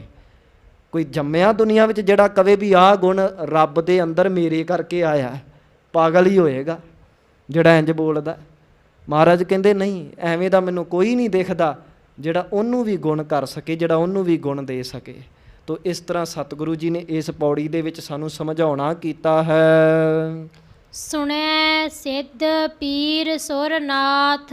ਹਾਂਜੀ, ਇਸ ਤਰ੍ਹਾਂ ਹੀ ਪਾਠ ਕਰਨਾ ਹੈ। ਸੁਣਿਆ, ਇਹਨੂੰ ਕਈ ਸੁਣੀਐ ਬੋਲ ਦਿੰਦੇ ਨੇ, ਸੁਣੀਐ ਨਹੀਂ ਬੋਲਣਾ, ਸੁਣਿਆ। ਕਿਉਂਕਿ ਸੁਣਿਆ ਦਾ ਅਰਥ ਹੈ, ਇੱਥੇ ਕੰਡੀਸ਼ਨ ਹੈ ਵੀ ਜੇ ਕੋਈ ਸੁਣੇਗਾ ਫੇਰ ਕੀ ਮਿਲੂਗਾ? ਸਿੱਧ ਪੀਰ ਸੁਰਨਾਥ। ਤੇ ਜੇ ਆਪਾਂ ਸੁਣੀਐ ਬੋਲਾਂਗੇ, ਉਹਦਾ ਮਤਲਬ ਵੀ ਸੁਣੋ, ਮੇਰੀ ਗੱਲ ਸੁਣੋ। ਤੋ ਇੱਥੇ ਅਰਥ ਆ ਵੀ ਜੇ ਕੋਈ ਸੁਣ ਲਵੇਗਾ, ਸੁਣਿਆ। ਤੇ ਅੱਗੋਂ ਕੀ ਆ? ਸਿੱਧ ਪੀਰ ਸੁਰਨਾਥ। ਮਹਾਰਾਜ ਕਹਿੰਦੇ ਜੇ ਕੋਈ ਸੁਣੇਗਾ। ਹੁਣ ਸੁਣਨਾ ਕੀ ਹੈ? ਵੈਸੇ ਵੱਖ-ਵੱਖ ਸਟੇਜਿਸ ਸੁਣਨ ਦੀਆਂ ਦੱਸੀਆਂ ਜਾਂਦੀਆਂ ਨੇ। ਜਦੋਂ ਵੀ ਧਰਮ ਦੇ ਵਿੱਚ ਸ਼ੁਰੂਆਤ ਹੋਣੀ ਆ ਨਾ, ਸਭ ਤੋਂ ਪਹਿਲਾਂ ਮਨੁੱਖ ਨੂੰ ਸਤ ਸੰਗਤ ਵਿੱਚ ਜਾਵੇ, ਗੁਰਦੁਆਰੇ ਜਾਵੇ, ਕੀਰਤਨ ਕਥਾ ਸੁਣੇ, ਤਾਂ ਕਿ ਕੀਰਤਨ ਕਥਾ ਸੁਣ ਕੇ ਇਹਦੇ ਅੰਦਰ ਚਾਅ ਪੈਦਾ ਹੋਵੇ ਕਿ ਮੈਂ ਆਪਣੇ ਗੁਰੂ ਨਾਲ ਸਿੱਧਾ ਨਾਤਾ ਬਣਾਉਣਾ ਹੈ। ਪਹਿਲਾਂ ਤਾਂ ਉਹਨੂੰ ਸੁਣੇਗਾ ਨਾ ਜਿਹੜੇ ਗੁਰੂ ਨਾਲ ਜੁੜੇ ਹੋਏ ਨੇ, ਪਹਿਲਾਂ ਗੁਰੂ ਵਾਲਿਆਂ ਨੂੰ ਸੁਣੇਗਾ, ਗੁਰੂ ਵਾਲਿਆਂ ਬਾਰੇ ਸੁਣੇਗਾ, ਤੇ ਉਹਨਾਂ ਬਾਰੇ ਸੁਣ ਕੇ, ਉਹਨਾਂ ਨੂੰ ਸੁਣ ਕੇ ਇਹਦੀ ਹਿਰਦੇ ਵਿੱਚ ਚਾਅ ਉੱਠੇਗਾ ਵੀ ਜੇ ਇਹ ਗੁਰੂ ਨੂੰ ਸੁਣ ਕੇ ਇੰਨੇ ਸੋਹਣੇ ਬਣ ਗਏ ਤੇ ਮੈਂ ਵੀ ਬਣ ਸਕਦਾ ਇੰਨਾ ਵਧੀਆ, ਤੇ ਮੈਂ ਗੁਰੂ ਨੂੰ ਕਿਉਂ ਨਾ ਸੁਣਾ। ਫਿਰ ਅਗਲੀ ਅਵਸਥਾ ਇਹ ਆਉਂਦੀ ਆ ਵੀ ਇਹ ਗੁਰੂ ਨੂੰ ਸੁਣਦਾ ਹੈ, ਇਹ ਗੁਰਬਾਣੀ ਸੁਣਦਾ, ਆਪ ਨਿਤਨੇਮ ਕਰਦਾ ਹੈ, ਆਪ ਵਾਹਿਗੁਰੂ ਦਾ ਨਾਮ ਜਪਦਾ ਹੈ, ਤੇ ਫਿਰ ਆਪਣੇ ਕੰਨਾਂ ਤੋਂ ਸੁਣਦਾ। ਤੇ ਮੈਂ ਅਕਸਰ ਬੇਨਤੀ ਕਰਦਾ ਹੁੰਦਾ ਹੈ, ਨਿਤਨੇਮ ਕੇਵਲ ਪੜ੍ਹਨ ਦਾ ਮਸਲਾ ਨਹੀਂ ਹੈ। ਨਿਤਨੇਮ ਕੇਵਲ ਪੜ੍ਹਨਾ ਹੀ ਨਹੀਂ ਹੁੰਦਾ, ਪੜ੍ਹ ਕੇ ਕੰਨਾਂ ਤੋਂ ਸੁਣਨਾ ਵੀ ਹੈ। ਹੁਣ ਮੰਨ ਲਓ ਜੇ ਕੋਈ ਕਵੇ ਕਿ ਮੈਂ ਮੂੰਹ ਦੇ ਵਿੱਚ ਬੁਰਕੀ ਪਾ ਲਈ ਹੈ ਤੇ ਇਹਦੇ ਨਾਲ ਹੀ ਮੈਂ ਤੰਦਰੁਸਤ ਰਵਾਂਗਾ, ਮੇਰੇ ਅੰਦਰ ਐਨਰਜੀ ਆ ਜਾਊਗੀ, ਤੇ ਕੋਈ ਸਮਝਾਵੇਗਾ ਭਲਿਆ ਕੇਵਲ ਮੂੰਹ 'ਚ ਬੁਰਕੀ ਪਾਉਣ ਨਾਲ ਗੱਲ ਨਹੀਂ ਬਣਨੀ, ਤੈਨੂੰ ਗਲੇ 'ਚੋਂ ਵੀ ਲੰਘਾਉਣੀ ਪੈਣੀ ਹੈ। ਹੁਣ ਮੂੰਹ 'ਚ ਪਾ ਲਈ ਬੁਰਕੀ ਤੇ 2 ਮਿੰਟ ਬਾਅਦ ਬਾਹਰ ਥੁੱਕਤੀ ਉਹ ਰੋਟੀ, ਤੇਰੇ ਅੰਦਰ ਜਾ ਕੇ ਖੂਨ ਕਿਵੇਂ ਬਣੇਗੀ, ਐਨਰਜੀ ਕਿਵੇਂ ਬਣੇਗੀ? ਉਹ ਥੋੜ੍ਹਾ ਤਾਕਤ ਬਣੇਗੀ। ਤਾਕਤ ਤਾਂ ਤਦੋਂ ਹੀ ਬਣੇਗੀ ਨਾ ਜੇ ਰੋਟੀ ਤੇਰੇ ਅੰਦਰ ਜਾਏਗੀ, ਗਲੇ ਤੋਂ ਥੱਲੇ ਉਤਰੇਗੀ ਤੇ ਪਚੇਗੀ, ਫੇਰ ਹੀ ਉਹ ਰੋਟੀ ਜਿਹੜੀ ਆ ਖੂਨ ਬਣੇਗੀ, ਐਨਰਜੀ ਬਣੇਗੀ। ਇਸੇ ਤਰ੍ਹਾਂ ਨਿਤਨੇਮ ਕਰਕੇ ਜੇ ਸੁਣਿਆ ਹੀ ਨਹੀਂ ਤੇ ਉਹ ਨਿਤਨੇਮ ਫਿਰ ਗੁਣ ਕਿਵੇਂ ਬਣੇਗਾ? ਸੁਣਨਾ ਬੜਾ ਜ਼ਰੂਰੀ ਆ। ਜਿਵੇਂ ਤਨ ਦੀ ਖੁਰਾਕ ਹੀ ਭੋਜਨ, ਤੇ ਤਨ ਦੀ ਖੁਰਾਕ ਸਾਡੇ ਸਰੀਰ ਦੇ ਅੰਦਰ ਮੂੰਹ ਥਾਂ ਦੀ ਜਾਵੇਗੀ, ਤੇ ਆਤਮਾ ਦੀ ਖੁਰਾਕ ਹੈ ਸ਼ਬਦ, ਪਰਮਾਤਮਾ ਦਾ ਨਾਮ, ਗੁਰਬਾਣੀ, ਤੇ ਇਹ ਖੁਰਾਕ ਸਾਡੀ ਆਤਮਾ ਦੇ ਅੰਦਰ ਕੰਨਾਂ ਦੇ ਰਾਹੀਂ ਜਾਏਗੀ ਤੇ ਧਿਆਨ ਦੇ ਜ਼ਰੀਏ ਜਾਏਗੀ। ਇਸ ਕਰਕੇ ਸਰੀਰ ਨੂੰ ਐਨਰਜੀ ਦੇਣੀ ਆ ਤੇ ਗਲੇ ਤੋਂ ਥੱਲੇ ਰੋਟੀ ਲੰਘਾਉਣੀ ਪਏਗੀ, ਆਤਮਾ ਨੂੰ ਤਾਕਤ ਦੇਣੀ ਆ ਤੇ ਕੰਨਾਂ ਦੇ ਰਾਹੀਂ ਧਿਆਨ ਦੇ ਨਾਲ ਸੁਣਨਾ ਪੈਣਾ ਹੈ। ਇਸ ਕਰਕੇ ਮਹਾਰਾਜ ਕਹਿੰਦੇ ਸੁਣਨਾ ਬਹੁਤ ਜ਼ਰੂਰੀ ਆ। ਤੇ ਮਹਾਰਾਜ ਨੇ ਫਿਰ ਦੇਖੋ ਕਿੰਨੇ ਗੁਣ ਦੱਸੇ ਨੇ ਸੁਣਨ ਦੇ ਨਾਲ ਕੀ ਹੋ ਜਾਂਦਾ ਹੈ। ਮਹਾਰਾਜ ਕਹਿੰਦੇ ਸੁਣਿਆ ਸਿੱਧ ਪੀਰ ਸੁਰ ਨਾਥ। ਜੇ ਕੋਈ ਵਾਹਿਗੁਰੂ ਜੀ ਦੇ ਨਾਮ ਨੂੰ ਸੁਣੇਗਾ ਨਾ, ਫਿਰ ਕੀ ਹੋਏਗਾ? ਉਹ ਸਿੱਧਾਂ ਵਾਲੀ ਪਦਵੀ ਮਿਲ ਜਾਵੇਗੀ। ਜਿਹੜੇ ਜੋਗੀਆਂ ਦੀ ਕਮਾਈ ਸਫਲ ਹੋ ਗਈ ਉਹਨਾਂ ਨੂੰ ਸਿੱਧ ਕਹਿੰਦੇ ਨੇ। ਤੇ ਮਹਾਰਾਜ ਕਹਿੰਦੇ ਸੁਣਨ ਦੇ ਨਾਲ ਹੀ ਕੋਈ ਸਫਲ ਹੋ ਸਕਦਾ ਹੈ। ਸੁਣਨ ਦੇ ਨਾਲ ਹੀ ਕੋਈ ਪੀਰਾਂ ਵਾਲੀ ਪਦਵੀ ਤੇ ਪਹੁੰਚ ਸਕਦਾ ਹੈ, ਸੁਣਨ ਦੇ ਨਾਲ ਹੀ ਕੋਈ ਗੁਣਾਂ ਵਾਲਾ ਦੇਵਤਾ ਬਣ ਸਕਦਾ ਹੈ, ਸੁਣਨ ਦੇ ਨਾਲ ਹੀ ਕੋਈ ਨਾਥ ਮਾਲਕ ਬਣ ਸਕਦਾ ਹੈ। ਇਸ ਕਰਕੇ ਮਹਾਰਾਜ ਕਹਿੰਦੇ ਸੁਣਨਾ ਧਰਮ ਦੇ ਜੀਵਨ ਦੇ ਵਿੱਚ ਬਹੁਤ ਜ਼ਰੂਰੀ ਹੈ। ਸੁਣਿਐ ਧਰਤ ਧਵਲ ਆਕਾਸ। ਸੁਣਨ ਦੇ ਨਾਲ ਇਹ ਸਮਝ ਪੈਂਦੀ ਆ ਵੀ ਧਰਤੀ ਤੇ ਆਕਾਸ਼ ਵਾਹਿਗੁਰੂ ਜੀ ਦੇ ਆਸਰੇ ਤੇ ਖੜੇ ਹਨ। ਇਹ ਸੁਣਨ ਦੇ ਨਾਲ ਹੀ ਸਮਝ ਪੈਂਦੀ ਹੈ। ਸੁਣਿਐ ਦੀਪ ਲੋ ਪਾਤਾਲ। ਸੁਣਨ ਦੇ ਨਾਲ ਹੀ ਦੀਪਾਂ ਲੋਕਾਂ ਤੇ ਪਤਾਲਾਂ ਦੀ ਸਮਝ ਪੈਂਦੀ ਹੈ। ਜਾਂ ਦੂਸਰੇ ਅਰਥ, ਸੁਣਨ ਦੇ ਨਾਲ ਹੀ ਇਹ ਸਮਝ ਪੈਂਦੀ ਆ ਵੀ ਵਾਹਿਗੁਰੂ ਜੀ ਹਰ ਦੀਪ ਲੋਕਾਂ ਤੇ ਪਤਾਲਾਂ ਵਿੱਚ ਰਮਿਆ ਹੋਇਆ ਹੈ। ਸੁਣਿਐ ਪੋਹਿ ਨ ਸਕੈ ਕਾਲ। ਜੇ ਅਸੀਂ ਵਾਹਿਗੁਰੂ ਜੀ ਦੇ ਨਾਮ ਨੂੰ ਸੁਣਨਾ ਕਰਾਂਗੇ ਤੇ ਸਾਨੂੰ ਕਾਲ ਭਾਵ ਮੌਤ ਪੋਹ ਨਹੀਂ ਸਕਦੀ। ਹੁਣ ਆ ਪੋਹਣਾ ਇਹਦਾ ਅਰਥ ਬੜੇ ਧਿਆਨ ਨਾਲ ਸਮਝਿਓ। ਮੌਤ ਆਉਣੀ ਜ਼ਰੂਰ ਹੈ, ਮੌਤ ਟਾਲੀ ਨਹੀਂ ਜਾ ਸਕਦੀ, ਮੌਤ ਜ਼ਰੂਰ ਆਵੇਗੀ, ਪਰ ਜਿਹੜਾ ਵਾਹਿਗੁਰੂ ਜੀ ਦੇ ਨਾਮ ਨੂੰ ਸੁਣਦਾ ਹੈ ਉਹਨੂੰ ਮੌਤ ਪੋਹ ਨਹੀਂ ਸਕਦੀ। ਭਾਵ ਮੌਤ ਉਹਦੇ ਤੇ ਪ੍ਰਭਾਵ ਨਹੀਂ ਪਾ ਸਕਦੀ, ਮੌਤ ਉਹਨੂੰ ਡਰਾ ਨਹੀਂ ਸਕਦੀ। ਮੌਤ ਤਾਂ ਆਏਗੀ, ਪਰ ਜਿਨ੍ਹਾਂ ਨੇ ਨਾਮ ਨੂੰ ਸੁਣਿਆ ਉਹਨਾਂ ਨੇ ਫਿਰ ਆਰੇ ਦੇਖ ਕੇ ਵੀ ਮੌਤ ਨਾ ਉਹਨਾਂ ਨੂੰ ਡਰਾ ਸਕੀ। ਚਰਖੜੀਆਂ ਤੇ ਚਾੜ ਦਿੱਤਾ, ਮੌਤ ਤਾਂ ਵੀ ਨਾ ਡਰਾ ਸਕੀ। ਜਿਹੜੇ ਵਾਹਿਗੁਰੂ ਜੀ ਦੇ ਨਾਮ ਨੂੰ ਸੁਣਦੇ ਨੇ ਉਹ ਤੱਤੀਆਂ ਤਵੀਆਂ ਤੇ ਬੈਠ ਕੇ ਵੀ ਮੌਤ ਤੋਂ ਨਹੀਂ ਡਰਦੇ। ਇਸ ਕਰਕੇ ਮਹਾਰਾਜ ਕਹਿੰਦੇ ਨੇ ਜਿਹੜੇ ਵਾਹਿਗੁਰੂ ਜੀ ਦੇ ਨਾਮ ਨੂੰ ਸੁਣਦੇ ਨੇ ਉਹਨਾਂ ਨੂੰ ਮੌਤ ਪੋਹ ਨਹੀਂ ਸਕਦੀ। ਜਾਂ ਦੂਸਰੇ ਅਰਥ ਕਰੀਏ, ਉਹਨੂੰ ਆਤਮਿਕ ਮੌਤ ਨਹੀਂ ਪੋਹ ਸਕਦੀ। ਆਤਮਿਕ ਮੌਤ ਕੀ ਹੈ ਕਿ ਜਿੱਥੇ ਬੰਦੇ ਦਾ ਜ਼ਮੀਰ ਮਰ ਗਿਆ, ਗੁਣ ਖਤਮ ਹੋ ਗਿਆ, ਔਗਣ ਹੀ ਔਗਣ ਨੇ। ਪਰ ਜੇ ਕੋਈ ਨਾਮ ਨੂੰ ਸੁਣੇਗਾ ਉਹ ਔਗਣਾਂ ਵਾਲਾ ਨਹੀਂ ਰਵੇਗਾ, ਉਹ ਗੁਣਾਂ ਵਾਲਾ ਰਵੇਗਾ। ਅਧਿਆਤਮਿਕ ਮੌਤ ਉਹਨੂੰ ਨਹੀਂ ਪੋਹੇਗੀ, ਨਹੀਂ ਵਿਆਪੇਗੀ। ਨਾਨਕ ਭਗਤਾ ਸਦਾ ਵਿਗਾਸ। ਜਿਹੜੇ ਭਗਤ ਜਨ ਨੇ ਨਾ ਉਹ ਸਦਾ ਖਿੜੇ ਰਹਿੰਦੇ ਨੇ। ਵਿਗਾਸ ਤੋਂ ਭਾਵ ਖਿੜੇ ਰਹਿਣਾ। ਭਗਤ ਜਨ ਸਦਾ ਖਿੜੇ ਰਹਿੰਦੇ ਹਨ। ਤੇ ਉਹਨਾਂ ਦੇ ਖਿੜਨ ਦੀ ਜੁਗਤ ਕੀ ਹੈ ਅੱਗੋਂ ਮਹਾਰਾਜ ਸਮਝਾਉਂਦੇ ਹਨ। ਸੁਣੈ ਦੁਖ ਪਾਪ ਕਾ ਨਾਸ। ਸੁਣਨ ਦੇ ਨਾਲ ਦੁੱਖਾਂ ਤੇ ਪਾਪਾਂ ਦਾ ਨਾਸ਼ ਹੋ ਜਾਂਦਾ। ਬਸ ਇਹ ਧਿਆਨ ਰੱਖਣਾ ਵੀ ਵਾਹਿਗੁਰੂ ਜੀ ਦੇ ਨਾਮ ਨੂੰ ਸੁਣਨਾ, ਉਹਦਾ ਨਾਮ ਨਰੋਲ ਰੂਪ ਦੇ ਵਿੱਚ, ਉਹਦੀ ਆਵਾਜ਼ ਜਾਂ ਉਸ ਨਾਮ ਨੂੰ ਅਸੀਂ ਜੇ ਸ਼ਬਦਾਂ ਰਾਹੀਂ ਵੇਖਣਾ ਹੈ ਤਾਂ ਗੁਰਬਾਣੀ ਦੇ ਵਿੱਚੋਂ ਉਹਦਾ ਨਾਮ ਝਲਕਦਾ ਹੈ। ਤੋ ਜਦੋਂ ਅਸੀਂ ਵਾਹਿਗੁਰੂ ਜੀ ਦੇ ਨਾਮ ਨੂੰ ਸੁਣਦੇ ਹਾਂ ਤੇ ਦੁੱਖਾਂ ਤੇ ਪਾਪਾਂ ਦਾ ਨਾਸ਼ ਹੋ ਜਾਂਦਾ ਹੈ ਤੇ ਭਗਤ ਜਨ ਉਹਦੇ ਨਾਮ ਨੂੰ ਸੁਣ ਕੇ ਹੀ ਖਿੜੇ ਰਹਿੰਦੇ ਹਨ। ਇਹ ਜੁਗਤ ਹੈ ਖਿੜਨ ਦੀ। ਜਿਹੜਾ ਵੀ ਵਾਹਿਗੁਰੂ ਜੀ ਦੇ ਨਾਮ ਨੂੰ ਸੁਣੇਗਾ ਨਾ ਧਿਆਨ ਦੇ ਨਾਲ, ਮਹਾਰਾਜ ਕਹਿੰਦੇ ਉਹਦੇ ਅੰਦਰੋਂ ਦੁੱਖਾਂ ਤੇ ਪਾਪਾਂ ਦਾ ਨਾਸ਼ ਹੋ ਜਾਵੇਗਾ। ਸੁਣਿਐ ਈਸਰ ਬਰਮਾ ਇੰਦ। ਨਾਮ ਸੁਣਨ ਦੇ ਨਾਲ ਹੀ ਮਨੁੱਖ ਈਸਰ ਭਾਵ ਸ਼ਿਵ ਜੀ ਵਾਲੀ ਪਦਵੀ, ਬ੍ਰਹਮੇ ਵਾਲੀ ਪਦਵੀ ਤੇ ਇੰਦਰ ਵਾਲੀ ਪਦਵੀ ਤੇ ਪਹੁੰਚ ਜਾਂਦਾ ਹੈ। ਇਹਦੇ ਅੰਤਰੀਵ ਅਰਥ ਲਈਏ, ਸ਼ਿਵ ਜੀ ਦਾ ਕੰਮ ਕੀ ਹੈ? ਖਤਮ ਕਰਨਾ, ਮੌਤ ਦੇਣਾ। ਇਹ ਸਨਾਤਨ ਦੇ ਵਿੱਚ ਕਿਹਾ ਜਾਂਦਾ ਹੈ। ਪਰ ਇੱਥੋਂ ਆਪਾਂ ਇਕੱਲੇ ਭਾਵ ਹੀ ਲੈਣੇ ਨੇ। ਇਹ ਨਹੀਂ ਵੀ ਅਸੀਂ ਮੰਨਣ ਲੱਗ ਪੈਣਾ ਹੈ ਵੀ ਮੌਤ ਦਾ ਦੇਵਤਾ ਸ਼ਿਵ ਜੀ ਹੀ ਹੈ। ਨਹੀਂ, ਆਪਾਂ ਇਹ ਸਮਝ ਚੁੱਕੇ ਹਾਂ। ਪਹਿਲੇ ਸਟਾਰਟਿੰਗ ਦੇ ਵਿੱਚ ਹੀ ਮਹਾਰਾਜ ਨੇ ਸਮਝਾ ਦਿੱਤਾ ਕਿ ਇਹ ਸਭ ਕੁਝ ਇੱਕ ਵਾਹਿਗੁਰੂ ਦੇ ਹੱਥ ਵੱਸ ਹੈ, ਕਿਸੇ ਸ਼ਿਵ ਜੀ ਦੇ, ਕਿਸੇ ਬ੍ਰਹਮੇ ਦੇ ਹੱਥ ਵੱਸ ਨਹੀਂ। ਜੇ ਸ੍ਰਿਸ਼ਟੀ ਨੂੰ ਸਾਜਣਾ ਤੇ ਵਾਹਿਗੁਰੂ ਨੇ ਸਾਜਣਾ ਹੈ, ਜੇ ਸ੍ਰਿਸ਼ਟੀ ਦਾ ਵਿਨਾਸ਼ ਕਰਨਾ ਤੇ ਵਾਹਿਗੁਰੂ ਨੇ ਕਰਨਾ ਹੈ। ਤੇ ਮਹਾਰਾਜ ਨੇ ਕਦੀ ਨਹੀਂ ਕਿਹਾ ਵੀ ਮੀਂਹ ਇੰਦਰ ਦੇਵਤਾ ਪਾਉਂਦਾ। ਮਹਾਰਾਜ ਕਹਿੰਦੇ ਮੀਂਹ ਪਿਆ ਪਰਮੇਸ਼ਰ ਪਾਇਆ, ਮੀਂਹ ਰੱਬ ਹੀ ਪਾਉਂਦਾ, ਜੇ ਕੋਈ ਇੰਦਰ ਦੇਵਤਾ ਨਹੀਂ ਪਾਉਂਦਾ। ਇਸ ਕਰਕੇ ਇੱਥੇ ਭਾਵ ਅਰਥ ਲੈਣੇ ਨੇ। ਮਹਾਰਾਜ ਕਹਿੰਦੇ ਜਿਹੜਾ ਪਰਮਾਤਮਾ ਦਾ ਨਾਮ ਸੁਣਦਾ ਹੈ ਉਹਦੇ ਅੰਦਰ ਸ਼ਿਵ ਜੀ ਵਾਲੀ ਕਲਾ ਭਾਵ ਖਤਮ ਕਰਨ ਵਾਲੀ ਕਲਾ, ਉਹ ਆਪਣੇ ਔਗਣਾਂ ਨੂੰ ਖਤਮ ਕਰਨ ਦੀ ਕਲਾ ਰੱਖਦਾ ਹੈ। ਨਾਮ ਨੂੰ ਸੁਣਨ ਵਾਲਾ ਘੜਨ ਦੀ ਸਮਰੱਥਾ ਰੱਖਦਾ ਹੈ। ਬ੍ਰਹਮੇ ਦਾ ਕੰਮ ਕੀ? ਘੜਨਾ, ਜਿਵੇਂ ਸਨਾਤਨ 'ਚ ਕਿਹਾ ਜਾਂਦਾ। ਪਰ ਇੱਥੋਂ ਆਪਾਂ ਇਕੱਲੀ ਸਿੱਖਿਆ ਲੈਣੀ ਹੈ ਵੀ ਜਿਹੜਾ ਨਾਮ ਨੂੰ ਸੁਣਦਾ ਹੈ ਉਹਦੇ ਅੰਦਰ ਘੜਨ ਦਾ ਟੈਲੈਂਟ ਆ ਜਾਂਦਾ। ਉਹ ਆਪਣੇ ਅੰਦਰ ਫਿਰ ਗੁਣ ਘੜਦਾ ਹੈ, ਆਪਣੇ ਅੰਦਰ ਗੁਣਾਂ ਦਾ ਉਹਦੇ ਅੰਦਰ ਜਨਮ ਹੁੰਦਾ ਹੈ। ਤੇ ਇੰਦਰ ਦਾ ਕੰਮ ਕੀ ਹੈ? ਠੰਡ ਪਾਉਣੀ, ਭਾਵ ਮੀਂਹ ਪਾਉਣਾ, ਠੰਡਕ ਦੇਣੀ। ਗਰਮੀ ਦੇ ਵਿੱਚ ਮੀਂਹ ਪੈ ਜਾਵੇ ਠੰਡਕ ਹੋ ਜਾਂਦੀ ਹੈ ਨਾ। ਤਾਂ ਨਾਮ ਸੁਣਨ ਦੇ ਨਾਲ ਉਹ ਮਨੁੱਖ ਦਾ ਜੀਵਨ ਐਸਾ ਹੋ ਜਾਂਦਾ ਹੈ ਕਿ ਉਹ ਹਰ ਕਿਸੇ ਤੇ ਫਿਰ ਠੰਡਕ ਹੀ ਵਰਸਾਉਂਦਾ ਹੈ। ਸੁਣਿਐ ਮੁਖ ਸਾਲਾਹਣ ਮੰਦ। ਨਾਮ ਸੁਣਨ ਦੇ ਨਾਲ ਕੀ ਹੁੰਦਾ ਵੀ ਜਿਹੜੇ ਮੰਦੇ ਮਨੁੱਖ ਨੇ, ਭੈੜੇ ਮਨੁੱਖ ਨੇ ਨਾ, ਉਹ ਵੀ ਰੱਬ ਨੂੰ ਸੁਣਾਉਣ ਲੱਗ ਪੈਂਦੇ ਨੇ। ਇੰਨੀ ਮਹਾਨਤਾ ਹੈ ਪਰਮਾਤਮਾ ਦੇ ਨਾਮ ਦੀ। ਸੁਣਿਐ ਜੋਗ ਜੁਗਤ ਤਨ ਭੇਦ। ਨਾਮ ਸੁਣਨ ਦੇ ਨਾਲ ਹੀ ਜੋਗੀਆਂ ਦੀ ਜਿਹੜੀ ਜੁਗਤੀ ਹੈ, ਜੋਗੀ ਵੱਖ-ਵੱਖ ਆਪਣੀਆਂ ਜੁਗਤੀਆਂ ਦੱਸਦੇ ਨੇ। ਮਹਾਰਾਜ ਕਹਿੰਦੇ ਜੁਗਤੀਆਂ ਤਾਂ ਨਾਮ ਸੁਣਨ ਨਾਲ ਹੀ ਸਮਝ ਲੱਗ ਜਾਂਦੀਆਂ ਨੇ।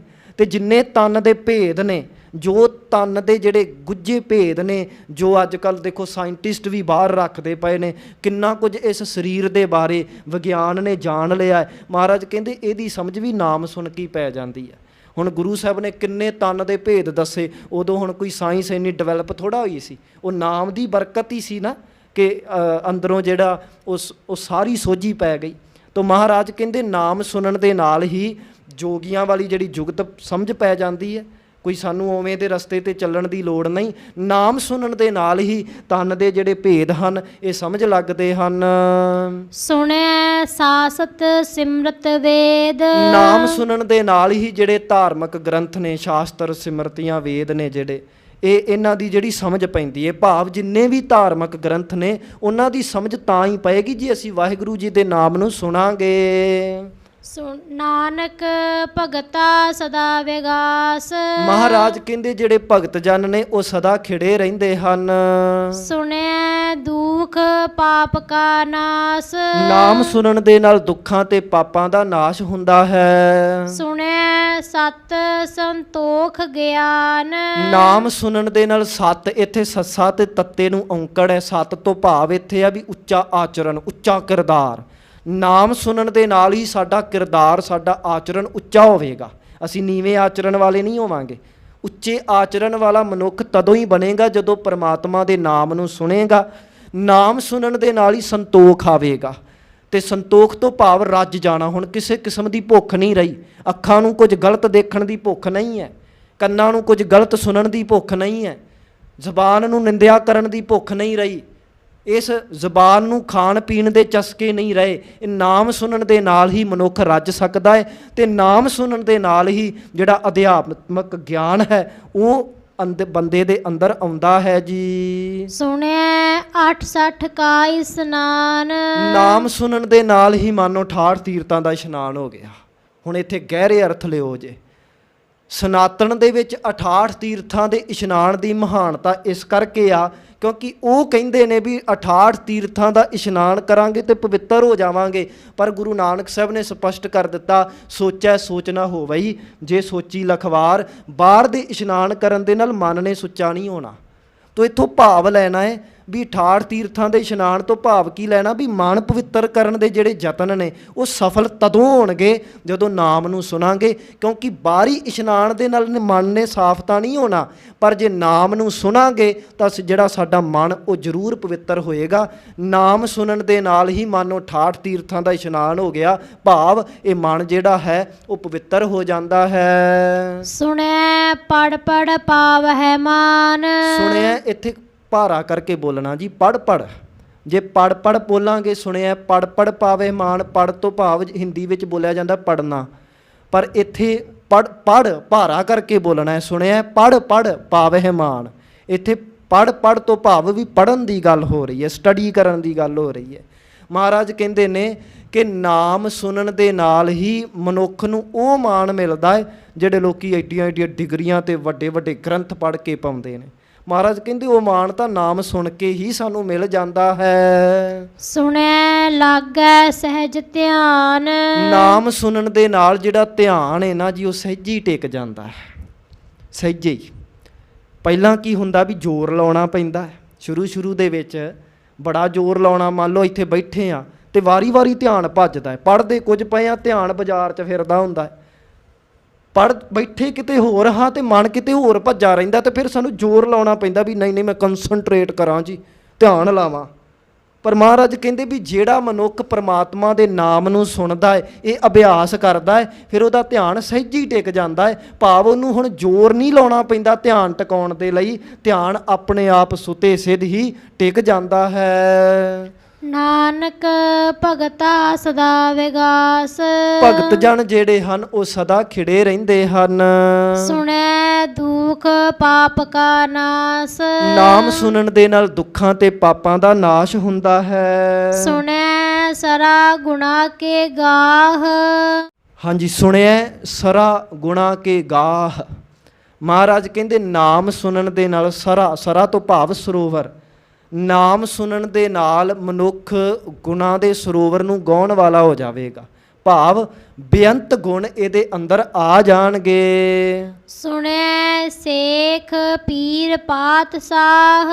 ਨਾਮ ਸੁਣਨ ਦੇ ਨਾਲ ਹੀ ਇਹਨੂੰ ਸ਼ੇਖਾਂ, ਪੀਰਾਂ ਤੇ ਪਾਤਸ਼ਾਹਾਂ ਵਾਲੀ ਪਦਵੀ ਮਿਲ ਜਾਂਦੀ ਹੈ। ਸੁਣੈ ਅੰਧੇ ਪਾਵਹਿ ਰਾਹ। ਨਾਮ ਸੁਣਨ ਦੇ ਨਾਲ ਅੰਧੇ ਮਨੁੱਖ ਨੂੰ ਰਸਤਾ ਮਿਲ ਜਾਂਦਾ ਹੈ। ਅੰਧੇ ਤੋਂ ਭਾਵ ਜਿਹੜਾ ਅਧਿਆਤਮਕ ਤੌਰ ਤੇ ਅੰਨਾ ਹੈ। ਬਾਹਰੀ ਤੌਰ ਤੇ ਵੀ ਵੇਖੀਏ ਵੀ ਜਿਹੜਾ ਮਨੁੱਖ ਅੰਨਾ ਅੱਖਾਂ ਤੋਂ ਦਿਖਦਾ ਨਹੀਂ, ਅਕਸਰ ਉਹ ਠੁੱਡੇ ਖਾ ਕੇ ਡਿੱਗ ਪੈਂਦਾ ਹੋਵੇਗਾ, ਪਰ ਜਦੋਂ ਕੋਈ ਬੋਲ ਕੇ ਦੱਸੀ ਜਾਵੇ ਵੀ ਭਾਈ ਇੱਧਰ ਮੁੜਨਾ ਹੈ, ਇੱਧਰ ਮੁੜਨਾ ਹੈ, ਉਹ ਸੁਣ ਸੁਣ ਕੇ ਫਿਰ ਤੁਰਿਆ ਜਾਂਦਾ ਹੈ। ਮਹਾਰਾਜ ਕਹਿੰਦੇ ਇਸੇ ਪ੍ਰਕਾਰ ਜਿਹੜਾ ਪਰਮਾਤਮਾ ਦੇ ਨਾਮ ਨੂੰ ਸੁਣਦਾ ਹੈ ਨਾ, ਤੇ ਅਧਿਆਤਮਕ ਤੌਰ ਤੇ ਅੰਨਿਆਂ ਨੂੰ ਵੀ ਰਸਤੇ ਦਿਖ ਜਾਂਦੇ ਨੇ। ਅਧਿਆਤਮਕ ਤੌਰ ਤੇ ਅੰਨੇ ਤੋਂ ਭਾਵ ਜਿਹਨੂੰ ਰੱਬ ਦੇ ਹੁਕਮ ਦੀ ਕੋਈ ਸਮਝ ਨਹੀਂ, ਜਿਹਨੂੰ ਗੁਰੂ ਦੀ ਸਿੱਖਿਆ ਦੀ ਕੋਈ ਸਮਝ ਨਹੀਂ, ਜਿਹਨੂੰ ਧਰਮ ਦੇ ਰਸਤੇ ਦਾ ਕੁਝ ਵੀ ਅਤਾ ਪਤਾ ਨਹੀਂ, ਪਰ ਜੇ ਉਹ ਵੀ ਪਰਮਾਤਮਾ ਦੇ ਨਾਮ ਨੂੰ ਸੁਣੇਗਾ, ਉਹਨੂੰ ਰਸਤਾ ਮਿਲ ਜਾਵੇਗਾ, ਉਹਨੂੰ ਸਮਝ ਲੱਗ ਜਾਵੇਗੀ ਕਿ ਆਪਣੀ ਮੰਜ਼ਿਲ ਤੇ ਕਿਵੇਂ ਪਹੁੰਚਣਾ ਹੈ, ਵਾਹਿਗੁਰੂ ਜੀ ਦੇ ਵਿੱਚ ਅਭੇਦ ਕਿਵੇਂ ਹੋਣਾ ਹੈ। ਸੁਣੈ ਹਾਥ ਹੋਵੇ ਅਸਗਾਹ। ਨਾਮ ਸੁਣਨ ਦੇ ਨਾਲ ਅਸਗਾਹ ਤੋਂ ਭਾਵ ਗਹਿਰਾ। ਗਹਿਰਾ ਇੱਥੇ ਦੋ ਅਰਥ ਕੀਤੇ ਜਾਂਦੇ ਨੇ। ਗਹਿਰਾ ਪਰਮਾਤਮਾ ਹੈ, ਇਸ ਕਰਕੇ ਨਾਮ ਸੁਣਨ ਦੇ ਨਾਲ ਗਹਿਰੇ ਪਰਮਾਤਮਾ ਦੀ ਸੋਝੀ ਆ ਜਾਂਦੀ ਹੈ। ਇਹ ਵੱਖਰੀ ਗੱਲ ਆ ਵੀ ਬਿਆਨ ਨਹੀਂ ਕੀਤਾ ਜਾ ਸਕਦਾ, ਪਰ ਉਹਦੇ ਨਾਲ ਸਾਂਝ ਪੈ ਜਾਂਦੀ ਆ। ਦੂਜੇ ਅਰਥ ਇਹ ਵੀ ਕੀਤੇ ਜਾਂਦੇ ਨੇ, ਕਿਉਂਕਿ ਗਹਿਰਾ ਸਮੁੰਦਰ ਨੂੰ ਵੀ ਬਹੁਤ ਗਹਿਰਾ ਡੂੰਘਾ ਸਮੁੰਦਰ ਦੱਸਿਆ। ਮਹਾਰਾਜ ਕਹਿੰਦੇ ਨਾਮ ਸੁਣਨ ਦੇ ਨਾਲ ਇਸ ਡੂੰਘੇ ਸੰਸਾਰ ਸਮੁੰਦਰ ਦੀ ਵੀ ਸੋਝੀ ਪੈ ਜਾਂਦੀ ਹੈ। ਨਾਨਕ ਭਗਤਾ ਸਦਾ ਵਿਗਾਸ। ਭਗਤ ਜਨ ਜਿਹੜੇ ਹਨ ਉਹ ਸਦਾ ਖਿੜੇ ਰਹਿੰਦੇ ਹਨ।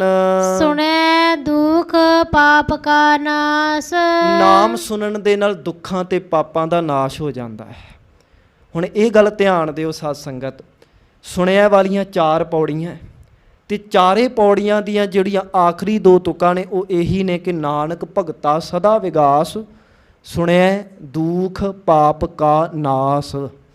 ਮਹਾਰਾਜ ਕਹਿੰਦੇ ਭਗਤ ਜਨ ਉਹ ਸਦਾ ਖਿੜਦੇ ਹਨ, ਤੇ ਅੰਦਰੋਂ ਖਿੜਨ ਦੀ ਜੁਗਤ ਕੀ ਆ? ਵਾਹਿਗੁਰੂ ਜੀ ਦੇ ਨਾਮ ਨੂੰ ਸੁਣਨਾ। ਇਸ ਕਰਕੇ ਆਓ, ਜੇ ਹਜੇ ਨਾਮ ਦੇ ਵਿੱਚ ਚਿੱਤ ਨਹੀਂ ਜੁੜਦਾ ਤਾਂ ਪਹਿਲੀ ਸਟੇਜ ਨੂੰ ਧਾਰਨ ਕਰੀਏ ਵੀ ਕਥਾ ਸੁਣੀਏ, ਕੀਰਤਨ ਸੁਣਨੀ। ਹਾਲਾਂਕਿ ਬਾਅਦ ਵਿੱਚ ਵੀ ਸੁਣਦੇ ਰਹਿਣਾ, ਪਰ ਅਗਾਂਹ ਫਿਰ ਅਗਲੀਆਂ ਸਟੇਜਿਸ 'ਤੇ ਵੀ ਮਨੁੱਖ ਪਹੁੰਚਦਾ ਰਹਿੰਦਾ ਹੈ। ਫਿਰ ਅਗਲੀ ਗੱਲ ਵੀ ਨਿਤਨੇਮ ਕਰੀਏ, ਤੇ ਨਿਤਨੇਮ ਕੇਵਲ ਪੜ੍ਹੀਏ ਹੀ ਨਾ, ਜੋ ਕੁਝ ਪੜ੍ਹਦੇ ਪਏ ਆ ਆਪਣੇ ਕੰਨਾਂ ਤੋਂ ਉਹਨੂੰ ਸੁਣੀਏ ਵੀ। ਪਹਿਲਾਂ ਜ਼ੋਰ ਲਾਉਣਾ ਪਊਗਾ ਧਿਆਨ ਟਿਕਾਉਣ ਵਾਸਤੇ, ਕਿਉਂਕਿ ਸੁਣਾਂਗੇ ਤੇ ਤਾਂ ਹੀ ਨਾ, ਜੇ ਧਿਆਨ ਹੋਵੇਗਾ। ਤੇ ਕਈ ਵਾਰੀ ਕੀ ਹੁੰਦਾ ਵੀ ਮੰਨ ਲਓ ਕੋਈ ਲਗਾਤਾਰ ਬੋਲ ਰਿਹਾ ਹੈ, ਤੇ ਅਸੀਂ ਕਹਿ ਦਿੰਦੇ ਹਾਂ ਵੀ ਇੱਕ ਵਾਰੀ ਦੁਬਾਰਾ ਬੋਲੀ ਮੈਂ ਸੁਣਿਆ ਨਹੀਂ, ਤੇ ਅਗਲਾ ਬੋਲ ਕੇ ਕਵੇ ਵੀ ਤੇਰੇ ਕੰਨ ਬੰਦ ਹੋ ਗਏ ਸੀ, ਤੇ ਜਵਾਬ ਇਹ ਦਿੱਤਾ ਜਾਂਦਾ ਵੀ ਕੰਨ ਤਾਂ ਮੇਰੇ ਖੁੱਲ੍ਹੇ ਸੀ, ਮੇਰਾ ਧਿਆਨ ਭਟਕ ਗਿਆ ਸੀ, ਧਿਆਨ ਹੀ ਸੁਣਿਆ ਗਿਆ। ਮਤਲਬ ਵੀ ਜੇ ਧਿਆਨ ਵੀ ਭਟਕ ਜਾਵੇ ਨਾ, ਕੰਨ ਖੁੱਲ੍ਹੇ ਹੋ ਕੇ ਵੀ ਜਿਹੜਾ ਸੁਣਿਆ ਨਹੀਂ ਜਾਂਦਾ ਹੁੰਦਾ। ਇਸ ਕਰਕੇ ਸੁਣਨਾ ਧਿਆਨ ਦੇ ਨਾਲ ਹੈ। ਤੋਂ ਪਹਿਲਾਂ ਹੋ ਸਕਦਾ ਵੀ ਧਿਆਨ ਨਹੀਂ ਟਿਕਦਾ ਹੋਵੇਗਾ, ਪਰ ਮਹਾਰਾਜ ਕਹਿੰਦੇ ਤੈਨੂੰ ਅਭਿਆਸ ਕਰਨਾ ਪੈਣਾ। ਹੁਣ ਜੇ ਬੱਚਾ ਸਾਈਕਲ ਤੋਂ ਡਿੱਗ ਪਵੇ, ਇਹ ਥੋੜ੍ਹਾ ਡਿੱਗਾ ਹੀ ਰਹਿਣਾ, ਫਿਰ ਖੜਾ ਹੋ ਕੇ ਚਲਾ ਤੂੰ ਭਾਈ, ਅਭਿਆਸ ਕਰ, ਫੇਰ ਹੀ ਚਲਾਉਣਾ ਸਿੱਖੇਗਾ ਨਾ ਸਾਈਕਲ। ਜੇ ਨਿਤਨੇਮ ਕਰਦਿਆਂ ਤੇਰਾ ਧਿਆਨ ਡਿੱਗ ਗਿਆ, ਇਹ ਥੋੜ੍ਹਾ ਹੁਣ ਡਿੱਗੇ ਹੀ ਰਹਿਣਾ ਵੀ ਚੱਲ ਕੋਈ ਗੱਲ ਨਹੀਂ ਆਪਾਂ ਪੜ੍ਹਦੇ ਹੀ ਰਹਿੰਦੇ, ਕੰਮ ਨਿਬੇੜ ਦਿੰਦੇ ਆ। ਨਹੀਂ, ਮਹਾਰਾਜ ਕਹਿੰਦੇ ਧਿਆਨ ਨੂੰ ਟਿਕਾਉਣ ਦੀ ਕੋਸ਼ਿਸ਼ ਕਰ, ਜ਼ੋਰ ਲਾ। ਤੇ ਜਦੋਂ ਇਹ ਜ਼ੋਰ ਲਾਉਂਦਾ ਰਹੇਗਾ, ਸੁਣਦਾ ਰਹੇਗਾ, ਤੇ ਇੱਕ ਦਿਨ ਤੇਰਾ ਸਹਿਜੀ ਧਿਆਨ ਟਿਕ ਜਾਵੇਗਾ। ਫਿਰ ਨਾਮ ਦੇ ਵਿੱਚ ਤੇਰੀ ਸੁਰਤ ਜਿਹੜੀ ਹੈ ਜੁੜ ਜਾਵੇਗੀ, ਤੇ ਉਸ ਤੋਂ ਬਾਅਦ ਫਿਰ ਜਿਹੜੀ ਚੌਥੀ ਅਵਸਥਾ ਹੈ ਉਹ ਤੈਨੂੰ ਮਿਲ ਜਾਵੇਗੀ ਵੀ ਤੇਰੇ ਅੰਦਰ ਬੇਅੰਤ ਗੁਣ ਜਿਹੜੇ ਨੇ ਉਹ ਪੈਦਾ ਹੋ ਜਾਣਗੇ, ਬੇਅੰਤ ਗੁਣ ਤੇਰੇ ਅੰਦਰ ਪ੍ਰਗਟ ਹੋ ਜਾਣਗੇ, ਵਾਹਿਗੁਰੂ ਵਿੱਚ ਅਭੇਦ ਹੋ ਜਾਵੇਗਾ। ਤੋ ਇਹ ਸੁਣਨ ਦੀ ਜਿਹੜੀ ਮਹਿਮਾ ਮੇਰੇ ਸਤਿਗੁਰੂ ਨੇ ਦੱਸੀ ਆ, ਜਿਹੜਾ ਸਿੱਖ ਸੁਣ ਨਹੀਂ ਸਕਦਾ ਉਹ ਸਿੱਖ ਵੀ ਨਹੀਂ, ਕਿਉਂਕਿ ਸਿੱਖੀ ਸੁਣਨ 'ਤੇ ਹੀ ਤਾਂ ਖੜੀ ਹੈ। ਤੁਸੀਂ ਇਤਿਹਾਸ ਪੜ੍ਹ ਕੇ ਦੇਖ ਲਓ, ਇੱਥੇ ਅੰਨੇ ਤਾਂ ਭਗਤ ਹੋਏ ਨੇ, ਪਰ ਜਿਨ੍ਹਾਂ ਨੂੰ ਕੰਨਾਂ ਤੋਂ ਸੁਣਦਾ ਨਹੀਂ ਨਾ, ਉਹ ਕਦੀ ਭਗਤ ਨਹੀਂ ਹੋਏ, ਕਿਉਂਕਿ ਸਾਰੀ ਸਿੱਖੀ, ਸਾਰੀ ਭਗਤੀ ਤਾਂ ਸੁਣਨ 'ਤੇ ਖੜੀ ਹੈ। ਤੇ ਜਿਹੜਾ ਮਨੁੱਖ ਕਵੇ ਵੀ ਮੇਰੇ ਤੋਂ ਨਹੀਂ ਸੁਣਿਆ ਜਾਂਦਾ, ਕਥਾ ਨਾ ਸੁਣੀ ਜਾਵੇ, ਕੀਰਤਨ ਨਾ ਸੁਣਿਆ ਜਾਵੇ, ਨਿਤਨੇਮ ਨਾ ਸੁਣਿਆ ਜਾਵੇ, ਖਿਮਾ ਕਰ ਦਿਓ, ਸਿੱਖੀ ਉਹਦੇ 'ਚ ਨਹੀਂ ਪ੍ਰਗਟ ਹੋਈ ਅਜੇ। ਕਿਉਂਕਿ ਸਿੱਖੀ ਦਾ ਜਿਹੜੀ ਸ਼ੁਰੂਆਤ ਹੀ ਸੁਣਨ ਤੋਂ ਹੋਣੀ ਹੈ। ਗੁਰੂ ਨੂੰ ਸੁਣਿਆ ਹੀ ਨਹੀਂ ਤੇ ਗੁਰੂ ਦੀ ਗੱਲ ਮੰਨੇਗਾ ਵੀ ਕਿਵੇਂ? ਗੁਰੂ ਨੂੰ ਸੁਣਿਆ ਹੀ ਨਹੀਂ ਤੇ ਜੀਵਨ ਤੇ ਕਮਾਏਗਾ ਵੀ ਕਿਵੇਂ? ਜੇ ਸੁਣਿਆ ਹੀ ਨਹੀਂ ਤੇ ਉਹ ਗੁਣ ਤੇਰੇ ਅੰਦਰ ਕਿਵੇਂ ਆਉਣਗੇ? ਰੋਟੀ ਤੇਰੇ ਸੰਗ ਤੋਂ ਥੱਲੇ ਗਈ ਨਹੀਂ, ਉਹ ਖੂਨ ਕਿਵੇਂ ਬਣੇਗੀ? ਜੇ ਗੁਰੂ ਦੀ ਗੱਲ ਤੇਰੇ ਕੰਨਾਂ ਦੇ ਅੰਦਰੋਂ ਧਿਆਨ ਦੇ ਰਾਹੀਂ ਤੇਰੀ ਆਤਮਾ ਤੱਕ ਪਹੁੰਚੀ ਹੀ ਨਹੀਂ, ਤੂੰ ਸਿੱਖ ਵੀ ਕਿਵੇਂ ਬਣੇਗਾ? ਤੋ ਜਿਹੜਾ ਸਿੱਖ ਕਵੇ ਵੀ ਮੈਨੂੰ ਸੁਣਨਾ ਨਹੀਂ ਆਉਂਦਾ, ਜਿਸ ਸਿੱਖ ਦੀ ਜਿੰਨੀ ਕੁ ਗਹਿਰੀ ਸੁਣਨੀ ਹੋਵੇਗੀ ਓਨਾ ਕੀ ਗਹਿਰਾ ਸਿੱਖ ਹੋਵੇਗਾ। ਇਹ ਯਾਦ ਰੱਖਿਓ, ਜਿੰਨੀ ਕਿਸੇ ਦੀ ਸੁਣਨੀ ਗਹਿਰੀ ਹੈ ਨਾ, ਓਨੀ ਕੀ ਉਹਦੀ ਸਿੱਖੀ ਗਹਿਰੀ ਆ। ਤੇ ਜਿਹਦੀ ਜਿੰਨੀ ਜਿੰਨੀ ਸੁਣਨੀ ਗਹਿਰੀ ਹੁੰਦੀ ਜਾਵੇਗੀ ਓਨਾ ਉਹ ਵਿਸ਼ਾਲ ਸਿੱਖ ਬਣਦਾ ਜਾਵੇਗਾ। ਤੇ ਜਿਹੜੇ ਵਿਸ਼ਾਲ ਬੜੇ ਮਹਾਨ ਸਿੱਖ ਬਣੇ ਨੇ ਨਾ, ਉਹਨਾਂ ਦੀ ਸੁਣਨੀ ਬੜੀ ਗਹਿਰੀ ਹੁੰਦੀ ਆ। ਸਤਿਗੁਰੂ ਰਹਿਮਤ ਕਰਨ ਅਸੀਂ ਐਸੀ ਗਹਿਰੀ ਸੁਣਨੀ ਵਾਲੇ ਬਣੀਏ ਤਾਂ ਕਿ ਅਸੀਂ ਵੀ ਉਹਨਾਂ ਮਹਾਨ ਸਿੱਖਾਂ ਦੇ ਵਿੱਚ ਆਪਣਾ ਨਾਮ ਲਿਖਾ ਸਕੀਏ। ਗੁਰੂ ਦੇ ਚਰਨਾਂ ਦਾ ਓਟ ਆਸਰਾ ਲਈਏ ਜੀ। ਵਿਚਾਰ ਕਰਦੇ ਹਾਂ, ਬੇਅੰਤੀ ਭੁੱਲਾਂ ਹੋਈਆਂ ਨੇ, ਸਤਿਗੁਰੂ ਬਖਸ਼ ਲੈਣ। ਸਮਾਂ ਹੋ ਗਿਆ, ਬਾਕੀ ਦੀ ਵਿਚਾਰ ਜਿਹੜੀ ਆ ਉਹ ਆਪਾਂ ਅੱਗੋਂ ਕਰਾਂਗੇ ਜੀ। ਆਓ 2 ਪੰਕਤੀਆਂ ਪੜ੍ਹ ਕੇ ਫਤਿਹ ਵਿੱਚ ਹਾਜ਼ਰੀ ਭਰੀਏ ਜੀ। ਨਾਨਕ ਭਗਤਾ ਸਦਾ ਵਿਗਾਸ, ਸੁਣਿਐ ਦੁਖ ਪਾਪ ਕਾ ਨਾਸ। ਵਾਹਿਗੁਰੂ ਜੀ ਕਾ ਖਾਲਸਾ, ਵਾਹਿਗੁਰੂ ਜੀ ਕੀ ਫਤਿਹ।